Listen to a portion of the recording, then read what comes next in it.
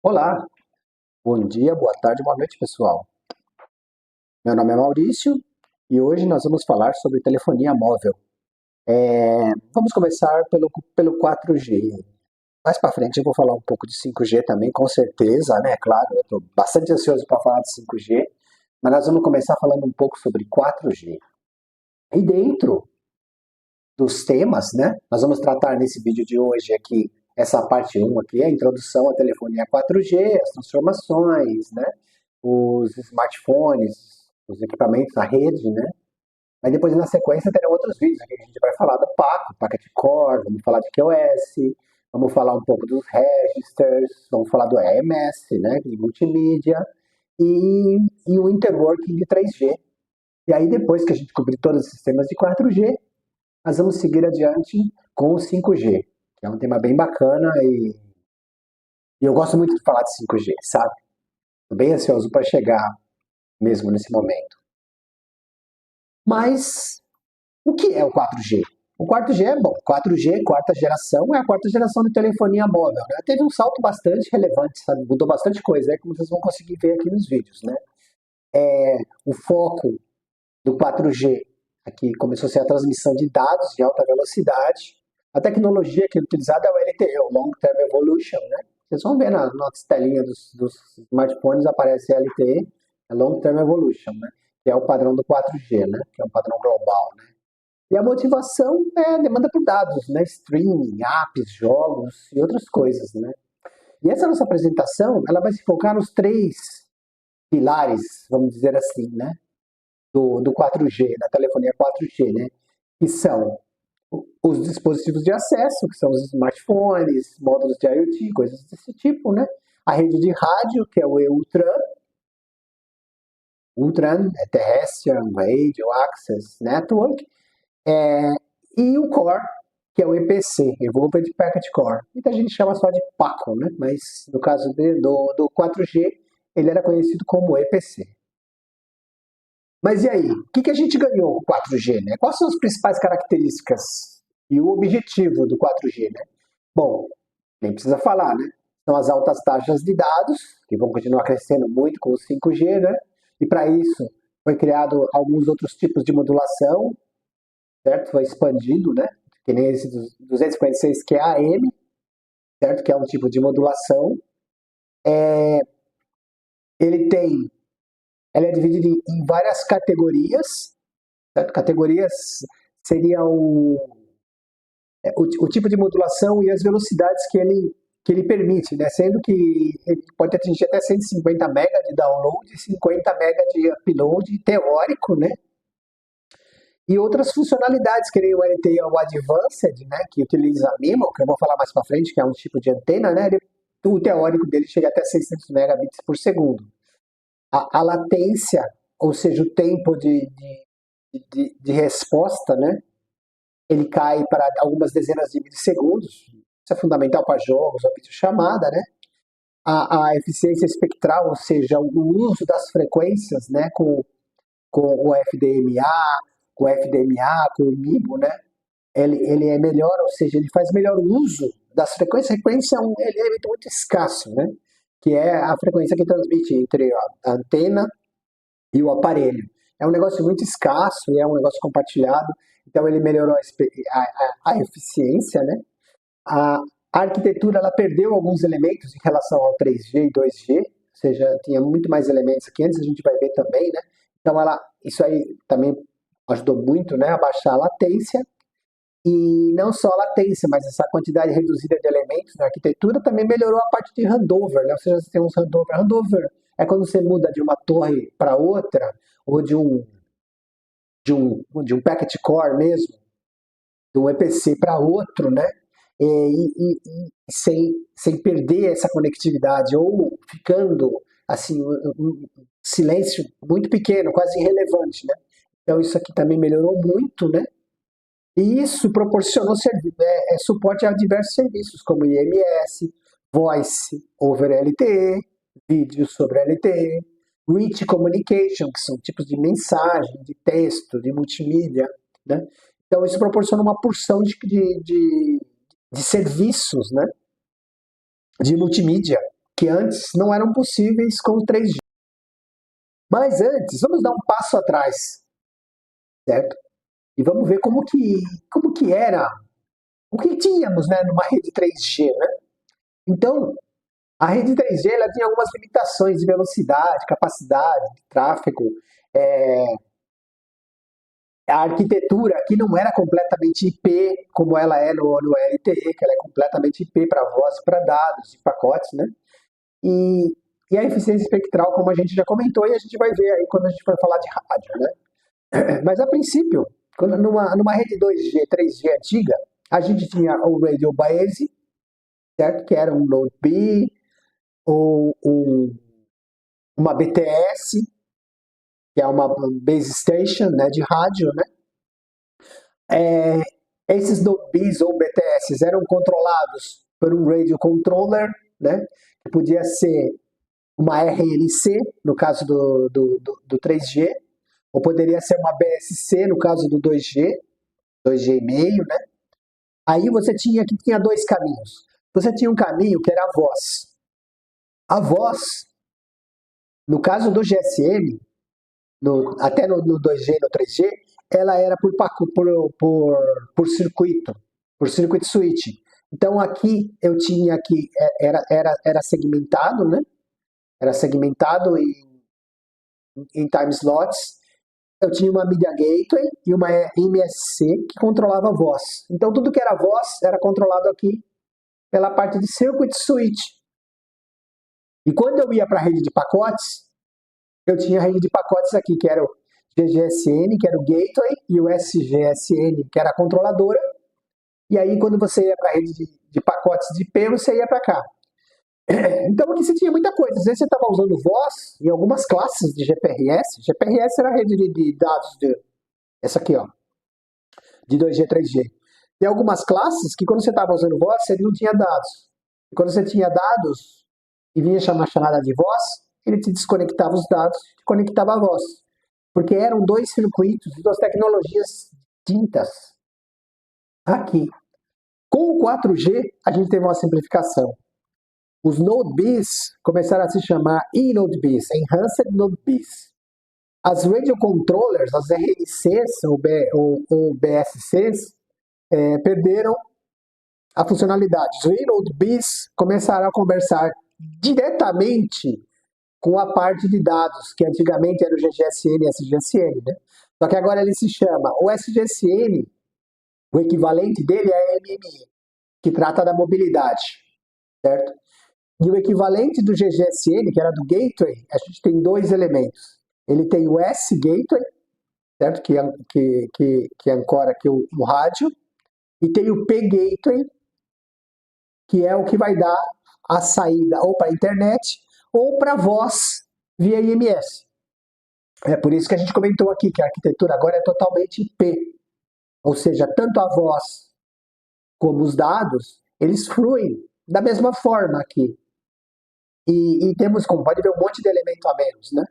Na rede 4G. Isso que deu uma boa melhora do ponto de vista latência, né? Além das coisas aqui de eficiência espectral que a gente vai falar quando a gente for falar desse cara aqui, deve ser logo aqui nos próximos slides. Esse slide aqui está mostrando aqui o que é o 2G, 3G e aqui o que é o 4G. Mas vamos quebrar um pouco mais esse 4G aqui para ficar um pouco mais didático de entender? Então vamos lá. O 4G, para ficar mais didático, a gente pode dividir ele em três grandes blocos, certo? O Customer Equipment, que é o smartphone, o IoT, o Customer Premise Equipment, é esse cara aqui, ó. É o smartphone ou o modem 4G que você tem na sua casa, né? Ele é o cara que fica aqui na última milha, aqui para o usuário mesmo, né? Depois nós temos a parte de eNodeB, que é a estação de rádio. Então nós temos aqui a parte de eNodeB, que é um rádio, certo? Que tem algumas funcionalidades que foram adicionadas do 4G, infinitas outras do 5G que a gente vai falar nas próximas apresentações. E a gente tem o EPC, o Evolved Packet Core, que como eu comentei, ele é composto da MME, que é Mobility Manager, o S Gateway e o P-Gateway, que é o Proxy Gateway, que são os gateways que fazem o payload do user plane, e esse aqui é o que a gente chama de control plane, que é a sinalização, assim, né? Fora isso, tem os outros caras aqui, tem o PCRF, que faz as policies, políticas de qualidade de serviço, blá, blá, blá, coisas desse tipo, né? Tem o HSS, que é o register, é o registrador, né? É onde a pessoa vai estar a profile, o perfil dos usuários está aqui. Tem os outros caras, mas isso aqui é objeto de outros temas, quando a gente for falar de 4G. Quando a gente for falar de register, a gente fala disso. Quando a gente for falar de signaling policy, a gente fala disso aqui. Signaling policy, a gente fala disso daqui, ok? Então hoje a gente vai falar desses caras que estão aqui, ó. CPE, Customer Premise Equipment, Node B, MME, que é o EPC. MME, US Gateway e IP Gateway, que são os EPCs. Esses nomes que vocês estão vendo aqui, S1, S11, S5, S8, GX, é o nome da interface. O 3GPP e o ETSI, que são os órgãos reguladores, né, das tecnologias de telefonia móvel, eles adoram siglas, eles adoram, né? Então esses são o nome das interfaces também. Eu coloquei ele aqui, não é muito objeto dessa apresentação, porque tem interfaces que não acaba mais, vocês não têm ideia. Mas hoje é importante conhecer essas daqui, que são as principais, assim, as mais aplicáveis a esse módulo. Bom, bora falar de Node B, Evolved Node B, que é a estação de rádio, né? Que é esse cara aqui, ó. Vamos falar dele um pouco, certo? Tá aqui, ó. O Node B, no 4G, ele é basicamente, ele é dividido, do ponto de vista lógico, em dois elementos. Ele tem o baseband unit, certo? Que é o cara que fica no chão ali, sabe? Onde fica toda a parte de lógica, sabe? Onde ele vai fazer os pagings, fazer broadcast, mandar sinal para os rádios, localizar os celulares, fazer ele tocar, ou seja, toda a parte de estabilizar os canais de rádio dos respectivos equipamentos, está aqui, ó. E o Remote Radio Head, ou RRH. E o que é, na verdade? Ele é uma unidade de potência, né, que fica junto com as antenas lá no alto, e ele é o cara que vai converter esses sinais digitais que saíram aqui do baseband unit, certo? Para ondas de rádio. Ou seja, esse aqui é praticamente um rádio. E entre eles, entre o BBU e o RRH, existe uma interface, que ela é denominada CPRI, certo? A princípio era para ser uma interface padrão, ou seja, eu podia usar um BBU de um fornecedor, um RRH de outro, né? Mas isso aqui a gente sabe que não é um negócio que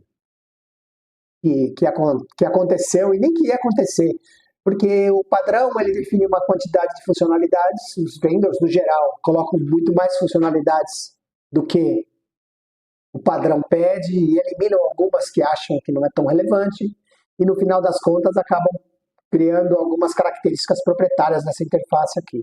Então vocês não vão ver um BBU de um vendor, produto e tecnologia, conectado a um RH de um outro vendor diferente. Isso que vocês não vão ver, sabe, a princípio. Nem as operadoras se sentem muito confortáveis com isso, né? O que tem de característica interessante no rádio, sabe, o que tem de mais legal, que eu acho, é o MIMO. O que seria o MIMO? O MIMO é uma matriz de antenas, sabe? Que começou bem tímido aqui no 4G, sabe? Começou com 2x2, 4x4, sabe?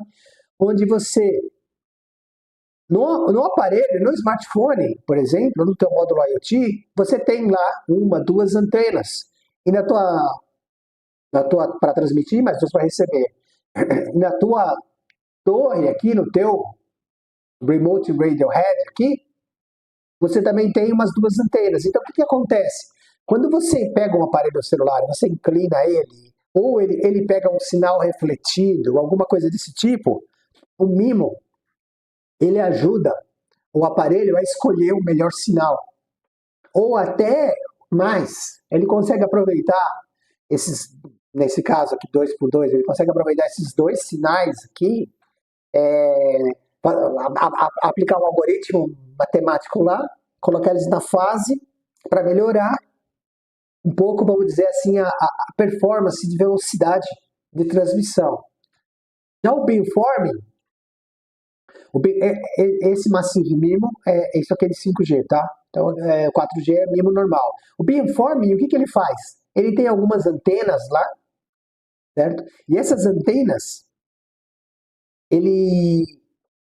esse cara aqui, controlado por esse, é claro, gera sinais levemente defasados em algumas antenas. Então ele consegue fazer o que está nesse desenho aqui. Ele consegue fazer com que esse spot aqui da antena ela se mova. Entende? Que nem, por exemplo, eu estou lá na antena em cima do prédio ali, sabe? E a antena detecta assim, que as pessoas, assim, ou algum usuário mais assim, power user, ele está um pouquinho mais a norte da posição da antena. Então ela gera sinais levemente defasados nas antenas mais da esquerda ou mais em relação às da direita, faz com que o sinal, no caso do 4G, ele mude o foco. Sabe? Então ele fica igual aqueles refletores da polícia, que a pessoa procurava, certo? Que procura assim, onde que está o usuário, né? Então esse é o beamforming. O beamforming aqui no 4G, ele faz mais assim, horizontal, né? Agora, quando a gente fala de 5G, que a gente vai falar mais para frente, ele é avançado. Além dele fazer horizontal, ele faz também na vertical, ou seja, ele é um beamforming 3D. Então ele consegue criar vários canhões assim de luz, assim, que nem se fosse refletores, assim, focando aonde estão os consumidores, as pessoas que estão demandando dados, né? Então, isso aqui inaugurou tudo no 4G, certo? O MIMO e o beamforming, e evoluíram muito para o 5G, né? Então, hoje a gente tem aqui 2x2, 4x4 de MIMO e o beamforming limitado, de poucas antenas, assim, cobrindo horizontalmente, né? O foco, né? Do 4G, mas já foi puta de um salto isso daqui. É bem legal isso aqui. Então isso aqui já melhorou muito a eficiência espectral, ou seja, a frequência começou a chegar muito melhor nos usuários finais do que era antigamente no 2G, 3G, onde a tua antena, ela simplesmente criava lá o lóbulo, tinha 3 antenas assim, 120 graus cada uma, criava os lóbulos, e ficava cheio de sombra, tinha uma árvore, um prédio na frente, refletia, o sinal não chegava, caía a linha, era um pesadelo, digamos, né? E o MIMO e o beamforming vieram para resolver esse problema, minimizar, pelo menos bastante, né? Então, sumarizando, né, a parte de rádio, a gente tem várias categorias, certo? Essas categorias aqui, ó, o que seriam as categorias? Ele muda essa modulação de 16 QAM, 64 QAM, 256 QAM. 256 QAM, ele transmite 256 códigos por sinal. Ou seja, um único sinal ele pode comportar até 256 QAM. Pô, 256, que legal! Então por que não põe tudo com 256? Porque o erro aumenta aqui. Então, na verdade, você consegue uma boa cobertura de 256 QAM quando você tem um montão de antenas. Quando você está numa estrada, por exemplo, numa estrada, ou num lugar que não tem muita densidade de antena, o cara que está pertinho da antena, ele vai chegar no sinal bom para ele. Então, você poderia até chegar a 256 QAM. Mas o cara que está mais distante vai começar a aumentar o erro, o ruído, o sinal ruído. O ruído vai aumentar, então ele vai ter que cair 64, às vezes até 16, né?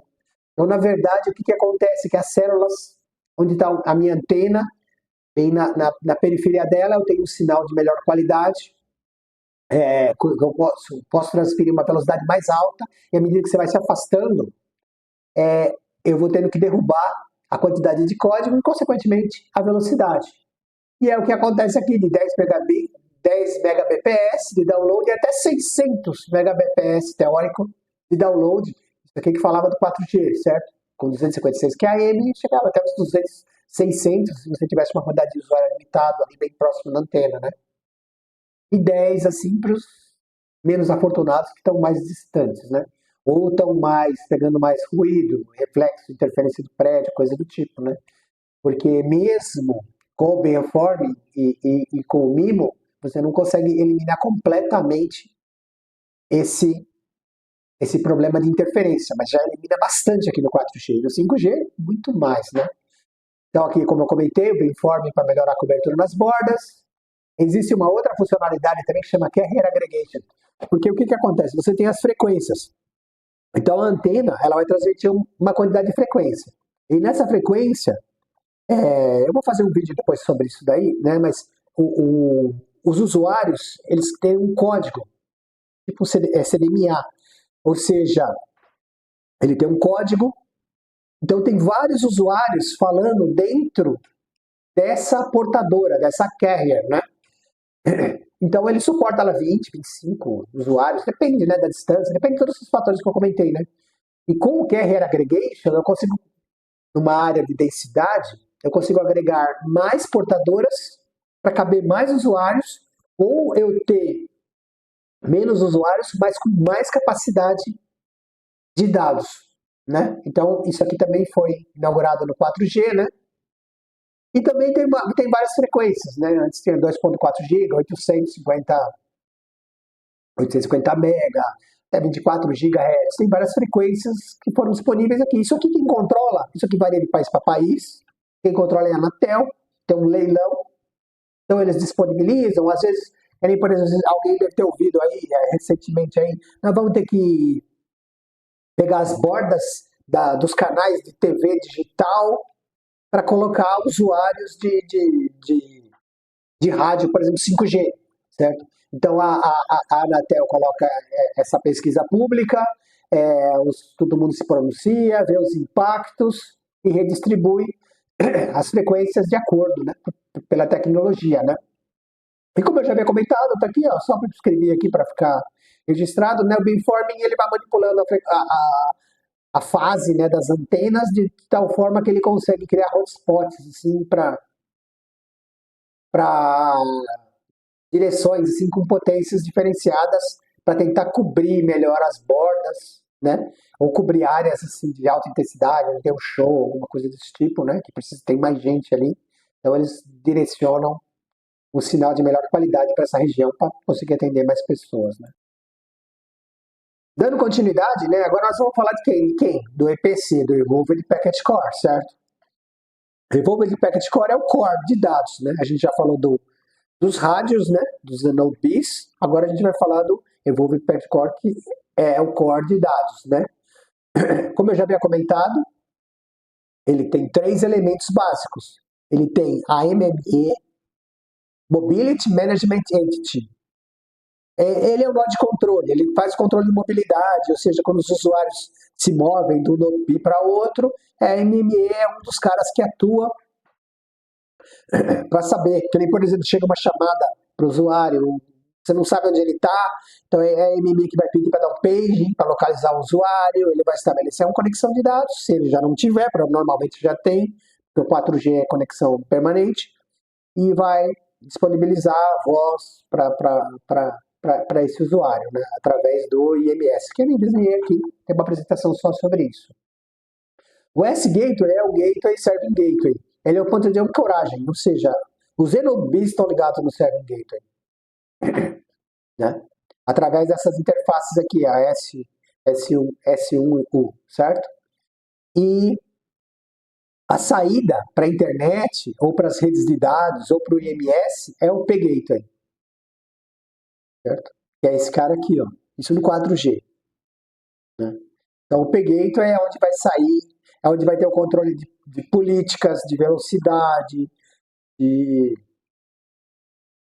Deep Packet Inspection, de DPI, ou seja, todas as outras funcionalidades aqui, elas vão estar rodando aqui no P-Gateway. Então o P-Gateway é o cara que liga na internet ou no IMS. Né? Então esses usuários aqui ficam se movendo aqui, a MME fica trabalhando que nem uma louca para saber onde que ele está. Os S-Gateways, por exemplo, um S-Gateway ele pode ter vários Node-Bs, mas nem todos. Né? Então você tem que ter mais S-Gateways e principalmente mais P-Gateways. No fim das contas, o que você mais tem são os P-Gateways, que são os P-Gateways que vão ligar na internet, né? Então isso aqui não é não é um S-Gateway para um P-Gateway. Quando você faz roaming, o que é roaming? Quando você está navegando numa rede de uma outra operadora. Supor que a tua operadora não tem cobertura no lugar que você está, outro país, outro estado, alguma coisa desse tipo. Você está navegando lá, aí o que acontece?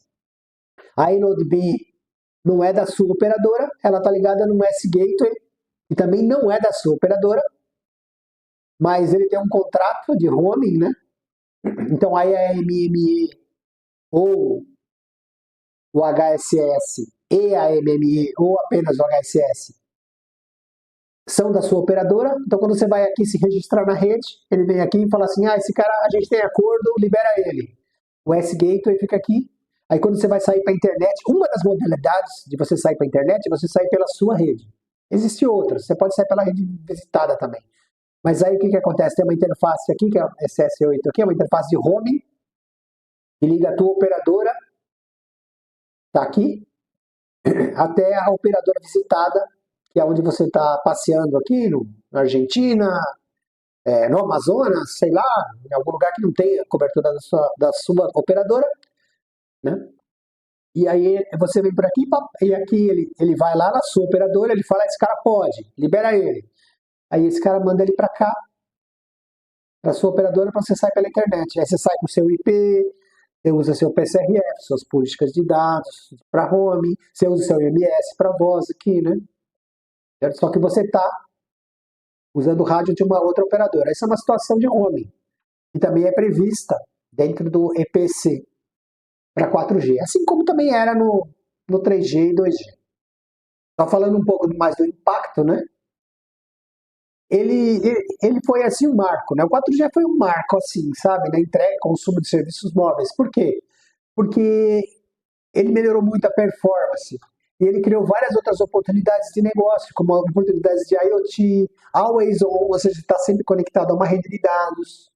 Ele mudou a forma de se comunicar, trabalhar, se divertir, ou seja, o 4G foi a base praticamente da telefonia do jeito que a gente tem hoje. Não é todo mundo que tem 5G hoje, sabe? Ainda não.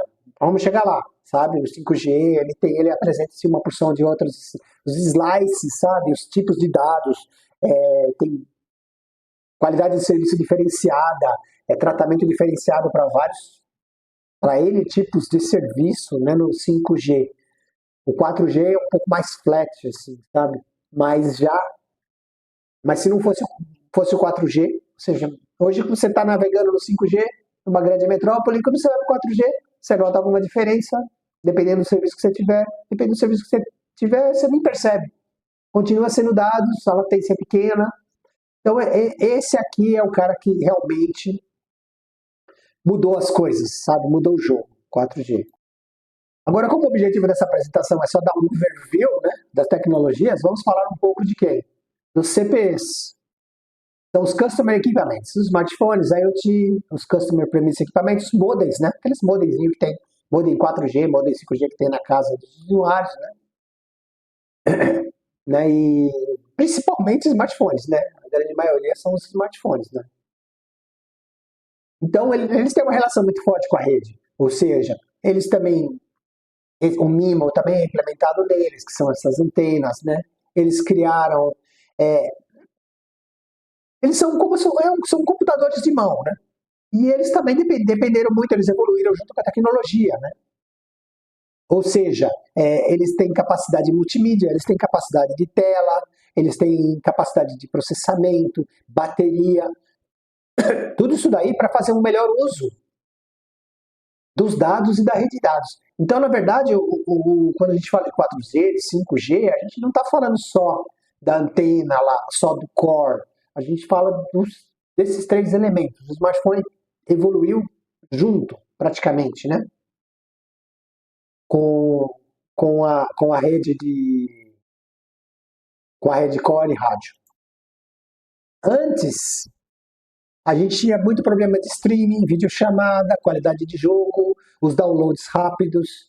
Tinha aquele problema de QoS também, tudo era tratado como melhor esforço, ou seja, tudo era praticamente dados. Apesar de ter os PSRF, eles não tratavam assim todos os slices, assim, todas as qualidades de dados como devem ser tratados, sabe? Então no 4G você tinha uma qualidade de dados lá, uma APN, Access Point Name lá, específica para voz do IMS, que era um pouquinho melhor, mas o restante para dados tudo era quase que um pacotão, sabe? Um pacotão de dados. Tinha um DPI ali que aplicava Deep Inspection, ele identifica o que você está acessando, né, assim, entre aspas, né?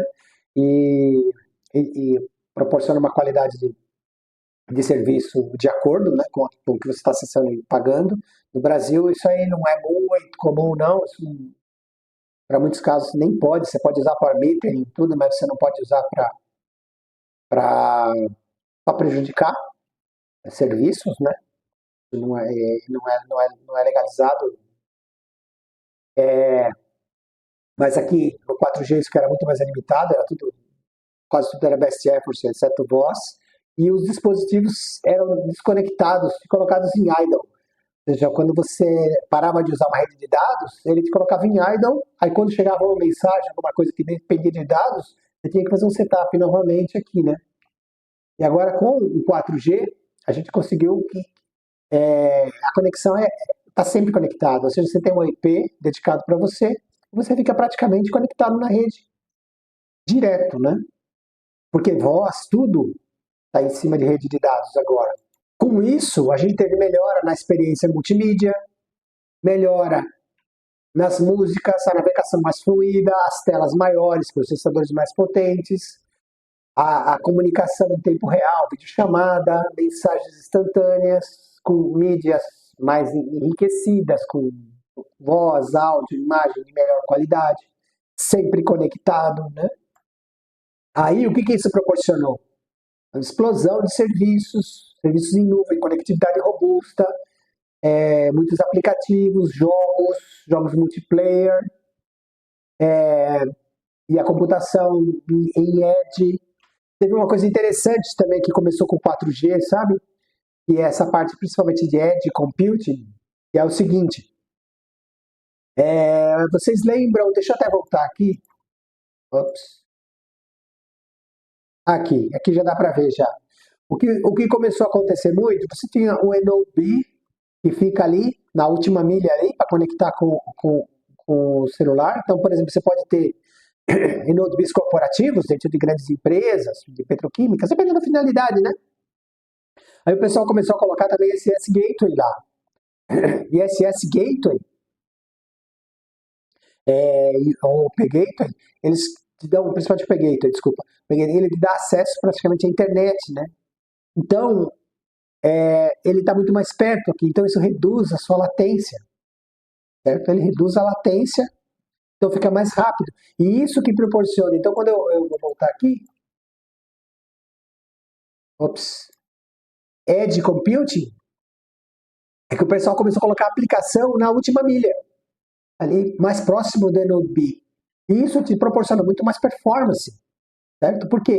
Porque você não tem que passar todos aqueles nós da rede para chegar até a sua saída de internet, todos aqueles roteadores, cada um deles vai ter o seu tempo ter o TTL lá de resposta, né? Não, você já tem o processamento direto na sua última milha ali, muito próximo do NodeB, né?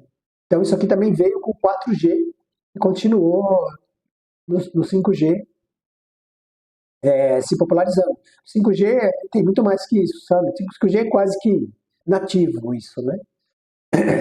Então, IoT, sistemas de geolocalização mais precisas, o hardware evoluiu, são multicore, tem mais RAMs os aparelhos, as unidades gráficas são mais avançadas, as câmeras para mais compartilhamento, né? O MIMO, que também está implementado nos smartphones, não está só na antena lá, nos NodeBs, mas ele também está nos smartphones. Então isso aí melhora a qualidade do sinal, a diversidade.